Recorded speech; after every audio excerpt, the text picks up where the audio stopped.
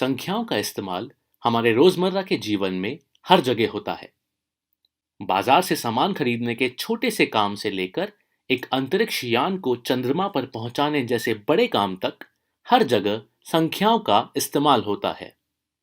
दुनिया भर में वैज्ञानिक और इंजीनियर गणित के कुछ ऐसे प्रमेयों का इस्तेमाल करते हैं जो हम बड़े होकर पढ़ेंगे। कक्षा 9 में हमने संख्याओं के वर्गीकरण के बारे में पढ़ा था। साइंटिस्ट और इंजीनियर उन परिमेयों का उपयोग कुछ ऐसे हिसाब लगाने में करते हैं जिनका उपयोग चंद्रमा पर अंतरिक्ष यान पहुंचाने जैसे कार्यों में होता है।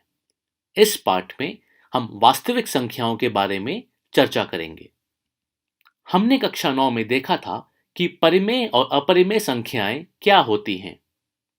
क्या आपको याद है कि परिमेय संख्या क्या होती है? हमने ये भी देखा हुआ है कि परिमेय और अपरिमेय संख्याएं को मिलाकर वास्तविक संख्याएं कहा जाता है। इस पाठ में हम वास्तविक संख्याओं के दो महत्वपूर्ण गुणों के बारे में पढ़ेंगे। पहला, यूक्लिड विभाजन प्रमेयिका और दूसरा, अंकगणित के आधारभूत प्रमेय। यूक्लिड विभाजन प्रमेयिका। इस विभाजन प्रमेयिका में लॉन्ग डिवीजन प्रोसेस या लंबी विभाजन प्रक्रिया का इस्तेमाल होता है। क्या आपको लंबी विभाजन प्रक्रिया याद है? अगर उसमें कोई संदेह हो तो अपने टीचर से जरूर पूछें।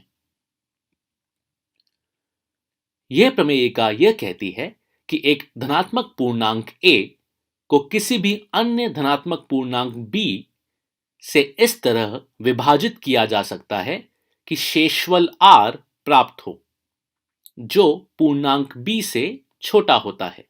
इस प्रमेयिका का इस्तेमाल दो संख्याओं के महत्तम समापवर्तक यानी कि HCF निकालने में किया जाता है। अंकगणित की आधारभूत प्रमेय या फिर the fundamental theorem of arithmetic. यह प्रमेय यह कहता है कि प्रत्येक भाज्य संख्या को अद्वितीय रूप से अभाज्य संख्याओं के गुणनफल के रूप में व्यक्त किया जा सकता है। हम अंकगणित की आधारभूत प्रमेय का इस्तेमाल कक्षा 9 में अध्ययन की हुई कुछ संख्याओं जैसे √2, √3 और √5 की अपरिमेयता सिद्ध करने में इस्तेमाल करेंगे। अगर हमारे पास कोई परिमेय संख्या p/q के रूप में है तो हम अंकगणित की आधारभूत प्रमेय का इस्तेमाल यह पता करने में भी करेंगे कि इस परिमेय संख्या का दशमलव प्रसार कब शांत और कब अशांत आवर्ती का है। हम देखेंगे कि p/q में से q के अभाज्य गुणनखंडन से p/q के दशमलव प्रसार की प्रवृत्ति ज्ञात होगी। चलिए अब इस पाठ का अध्ययन प्रारंभ करते हैं।